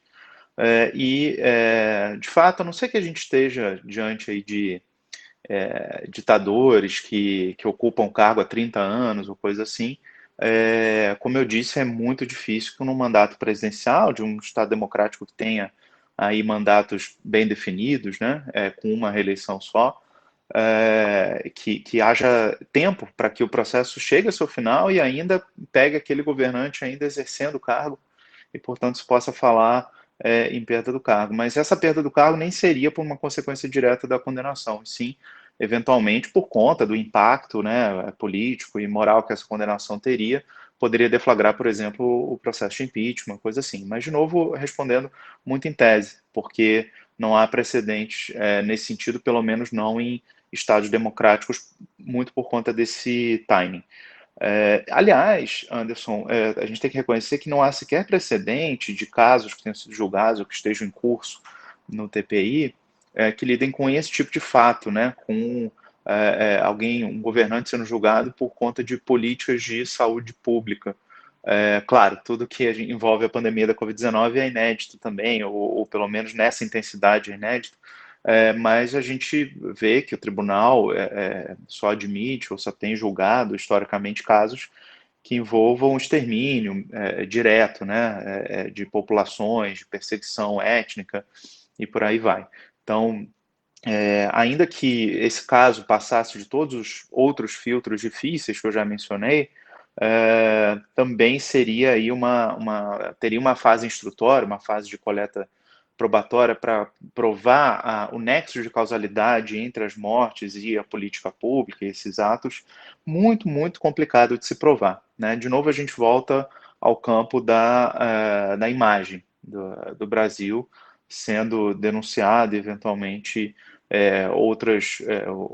órgãos da mídia internacional se pronunciando sobre isso, do que propriamente uma possibilidade concreta de que esse caso vá à frente e que haja uma condenação. Por outro lado, Anderson, só para encerrar esse ponto, a gente nunca sabe também o futuro, né? E os rumos que a história toma. Então, eu não vislumbro a possibilidade de um impacto atual, imediato, no mandato do presidente Bolsonaro, porém, não se sabe aí como vai ser a resposta mundial posterior ao fim da pandemia, né? se outros governantes também, que também são poucos, né, e tão irresponsáveis quanto o nosso, mas outros também que são acusados de má conduta na pandemia, serão também vistos ou julgados por órgãos internacionais. Pode ser que daqui a 20 anos, que talvez seja um prazo quase que normal para um órgão internacional, esse processo seja julgado, haja uma condenação, mas agora, num timing curto, e durante o mandato, durante o acontecimento dos fatos, eu diria que é muito difícil. Mudando um pouco de assunto, Guilherme, nós tivemos no início dessa semana uma decisão do presidente do Supremo Tribunal Federal, Dias Toffoli, que provocou muita polêmica. O ministro da Suprema Corte concedeu uma liminar para suspender buscas e apreensões determinadas pela primeira instância da Justiça no gabinete do senador José Serra, do PSDB de São Paulo. O mandado fazia parte de uma das fases da Operação Lava Jato, que apura crimes eleitorais. O presidente do STF avaliou que a decisão da primeira vara eleitoral de São Paulo, abre aspas, pode conduzir à apreensão de documentos relacionados ao desempenho da atividade parlamentar do senador da República, que não guardam identidade com o objeto da investigação, fecha aspas. Você concorda com essa decisão do Dias Toffoli, Guilherme? Esse argumento do ministro é válido?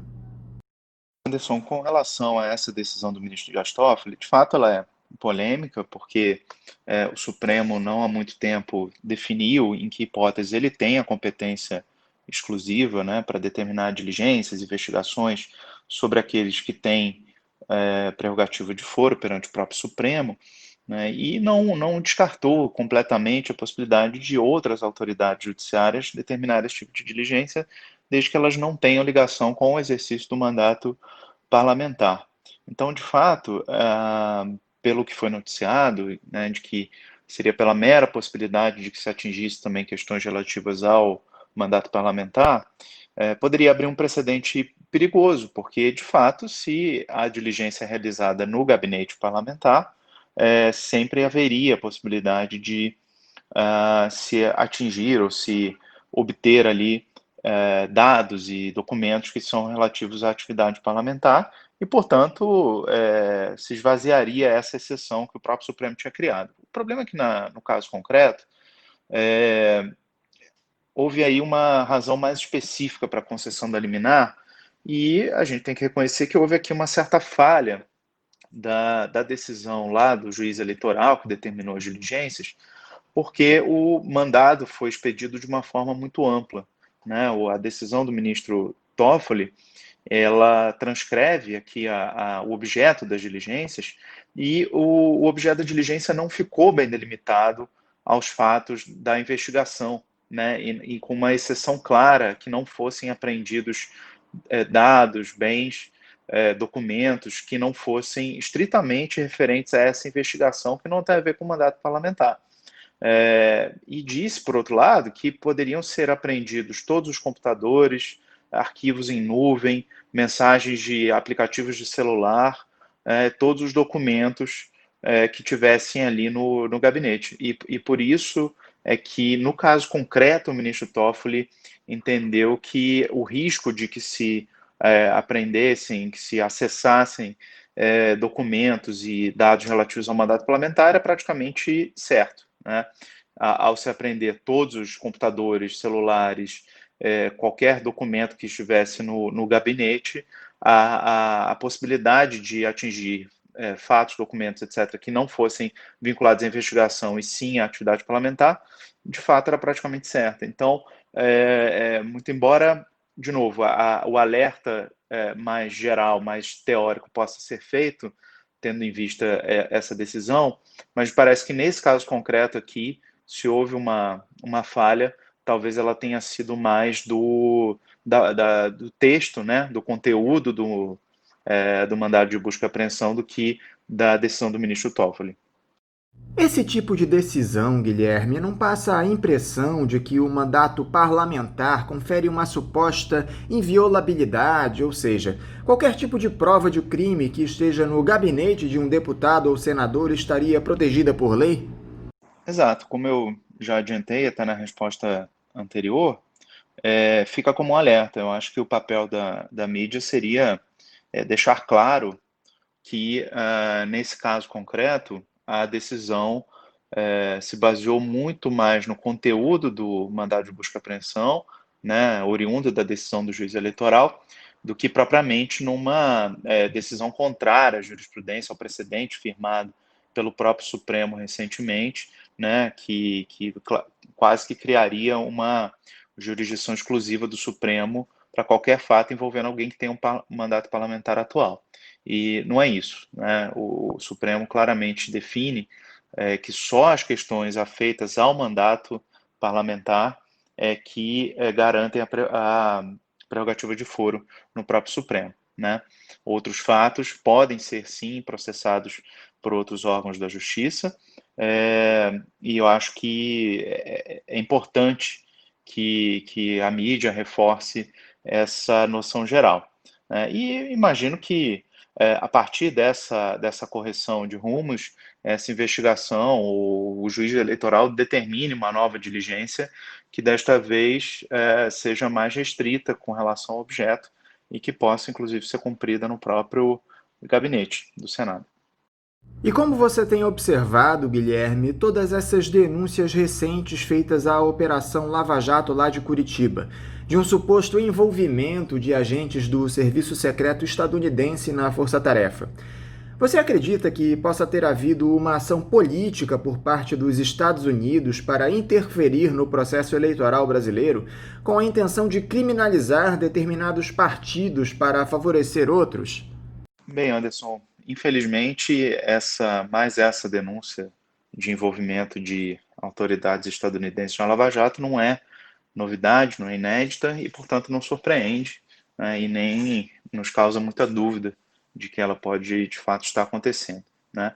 O que a Lava Jato já mostrou no passado é que não tem muito apreço pelas regras de cooperação jurídica internacional, não pretende se utilizar dos mecanismos normais de cooperação judiciária internacional, de investigações, né, pelas vias diplomáticas, por exemplo, e estabelece aí parcerias informais com autoridades de outros países, o que é muito deletério para o sistema de investigação, né? Não é à toa que existem os canais diplomáticos para que isso seja feito, e, portanto, é muito preocupante, mais uma vez, que isso seja feito de uma maneira informal, e por que é um problema fazer informal, né? Não facilita, não é mais prático do que toda essa burocracia de passar por canais diplomáticos, etc.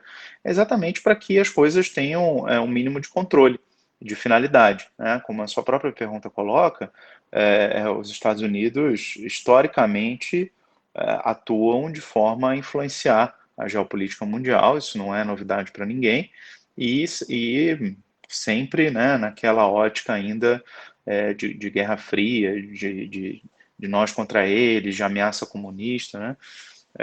E, portanto, atuando normalmente contra plataformas políticas progressistas, de esquerda, né? Ainda que elas não sejam radicais, ainda assim, os órgãos estadunidenses costumam ver isso como uma ameaça, e se a gente olhar historicamente também, esses órgãos sequer têm uma atuação muito ligada à gestão política daquele momento, né? Parece que elas têm sempre uma certa autonomia, uma vida própria em atuar, né, nesses campos, e, portanto, não seria nenhuma novidade. Ainda não há evidências muito claras desse envolvimento para influenciar nas eleições, mas hoje talvez a guerra seja mais econômica no mundo, né? Os Estados Unidos está travando uma guerra séria contra a China no campo econômico, e essa amplitude que os Estados Unidos gostam de ter sobre investigações judiciais, criminais, e que envolvam, nesse caso, corrupção, que possam recuperar valores, né? Dão a ela um certo protagonismo político, geopolítico. Então, pode ser por aí também, né? Então, a gente sabe, por exemplo, que o Ministério Público Brasileiro aceitou que boa parte dos valores recuperados pela Lava Jato fossem pagos no exterior. Quer dizer, isso é tão preocupante quanto influência em eleições, né? Essa permissão de que os Estados Unidos forcem a sua hegemonia, certamente por conta desse nós e eles, antigamente contra a União Soviética, hoje contra a China. Ainda em relação à Operação Anticorrupção, Guilherme, o jornalista Diego Ecostegui publicou uma matéria recentemente no site Vortex Media abordando uma suposta captura política da Procuradoria-Geral da República. A história é a seguinte: o jornalista relatou que no dia 6 de maio deste ano, em um depoimento sigiloso em São Paulo, autorizado pelo ministro do STF Edson Fachin, o empresário Marcelo Odebrecht foi convocado para esclarecer suspeitas de corrupção contra 2 ministros do Tribunal de Contas da União e, pior, contra o presidente do Supremo Tribunal Federal, Antônio Dias Toffoli. No meio do depoimento, a subprocuradora Lindora Araújo, relata o Diego Ecostegui, chefe da Lava Jato na PGR, teria ligado para um dos procuradores para questionar o Marcelo Odebrecht. Perguntou se havia alguma nova denúncia envolvendo o presidente da Câmara, Rodrigo Maia, que era visto à época como o adversário político de Jair Bolsonaro.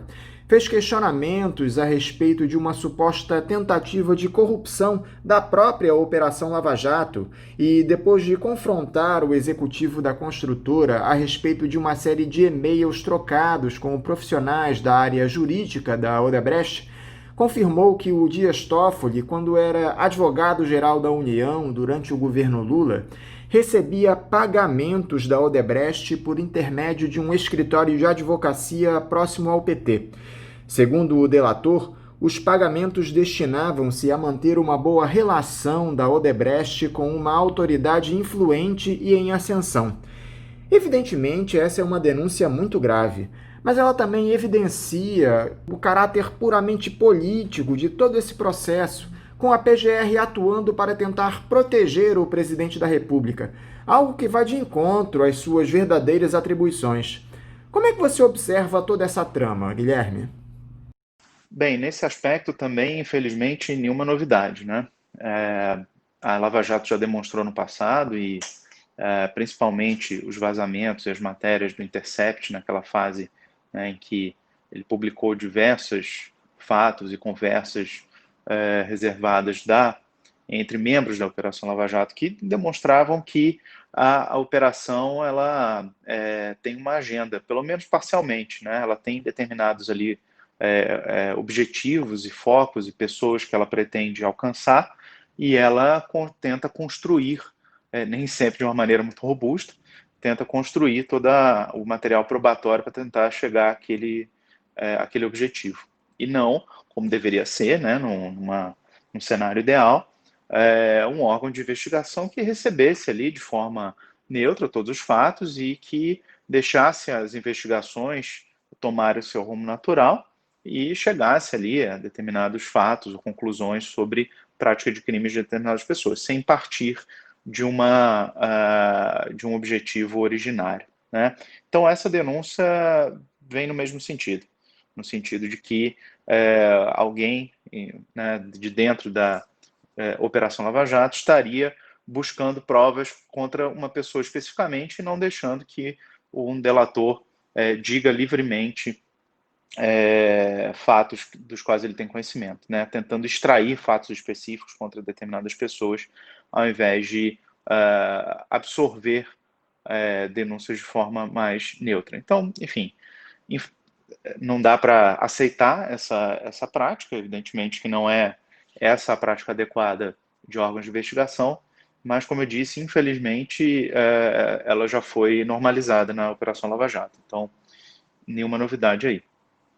Em um episódio que tem ligação justamente com a Lava Jato, Guilherme, o Tribunal Regional Federal da 4ª Região negou um pedido da defesa do ex-presidente Lula para que depoimentos dos delatores da Odebrecht, no caso do sítio de Atibaia, lá de São Paulo, não tivessem mais validade jurídica. O advogado do ex-presidente, Cristiano Zanin, apresentou o recurso com base em uma planilha da Odebrecht que mostra que a empresa paga salários aos 77 delatores ligados ao grupo. A defesa de Lula argumentou que o documento evidencia que os delatores passaram a receber o dinheiro depois que aderiram às narrativas defendidas pela Força-Tarefa da Lava Jato. Você observa, Guilherme, algum fundamento nesse pedido da defesa do petista?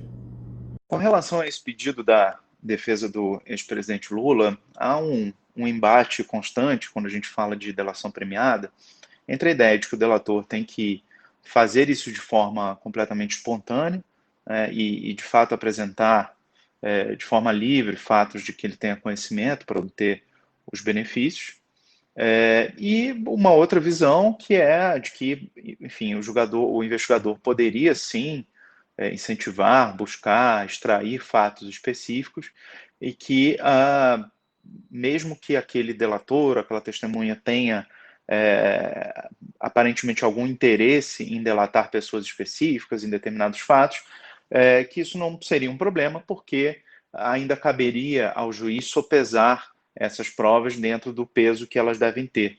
Então, o juiz, ao considerar, por exemplo, fatos narrados por um delator que continua na folha de pagamentos da empresa investigada, que tem ali um interesse em seguir uma determinada linha porque continua empregado com um bom salário, etc., para mim, claro, eu tenho a primeira visão que eu mencionei, né?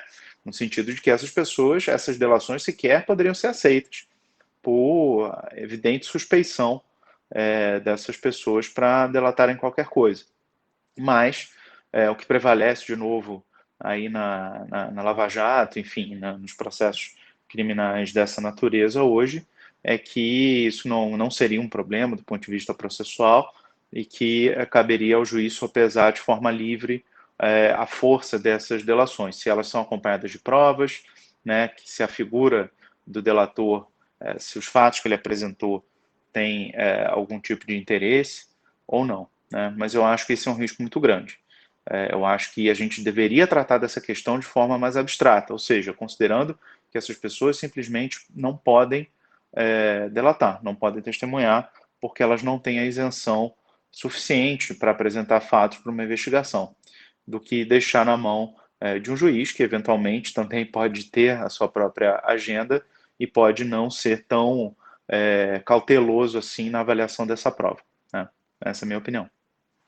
Para encerrar, Guilherme, um assunto que não sai de pauta é esse caso que envolve o senador Flávio Bolsonaro no escândalo das rachadinhas, com o envolvimento daquele ex-assessor Fabrício Queiroz, beneficiado por um habeas corpus que lhe concedeu prisão domiciliar.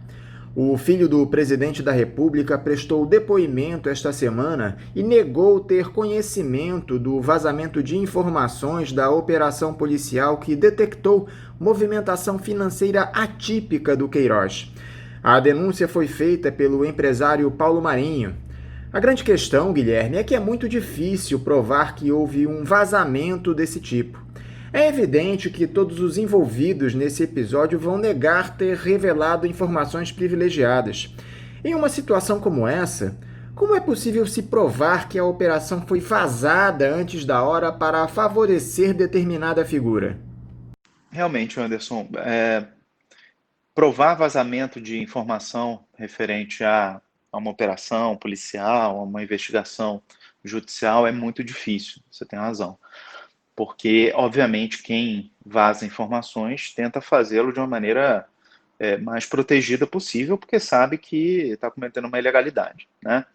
Mas os meios de prova são aqueles meios de prova aceitáveis aí para qualquer outro fato criminoso, ou seja, se há indícios de vazamento constante, de repente uma interceptação telefônica, né, ou telemática e de mensagens de celular, que, enfim, eventualmente sejam captadas aí de alguma maneira, né, conversas ambientais, enfim, todo tipo de investigação que é lícita para qualquer outro fato criminoso seria lícito também para esse tipo de vazamento. Inclusive, a gente sabe que os vazamentos são comuns em investigações, principalmente para a mídia, e o que o judiciário tentou começar a fazer para evitar, né, ou para pelo menos mapear quem teria vazado informações sigilosas, né? Por exemplo, hoje, nos processos eletrônicos, ou mesmo físicos, enfim, cópias do processo saem com uma marca d'água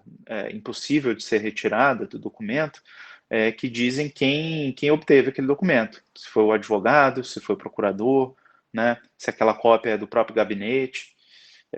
Então fica um pouco mais fácil aí tentar verificar isso. Por exemplo, não sei se todos perceberam lá naquela confusão que houve entre o ex-ministro Moro e o presidente Bolsonaro, e o ex-ministro Moro foi prestar um depoimento sigiloso, né, na Polícia Federal poucos dias depois daquela confusão. A cópia que saiu na mídia do depoimento tinha marca d'água do próprio depoente, ou seja, ali estava claro que foi o próprio ministro Moro quem forneceu essa cópia para a mídia. Eu não estou dizendo, obviamente, que nesse caso ele cometeu algum tipo de crime, porque ele era o interessado e, portanto, o sigilo ali o protegia, né? Então, quem é titular do direito ao sigilo pode abrir mão dele. Eu só estou citando esse exemplo para mostrar que existem meios da gente tentar provar, né, e evidenciar quem vazou um determinado tipo de informação. Mas esse tipo de medida tem sido adotada mais pelo judiciário ainda do que pelas polícias, né, pelo próprio Ministério Público. Então, ainda fica muito difícil realmente provar um vazamento desse tipo.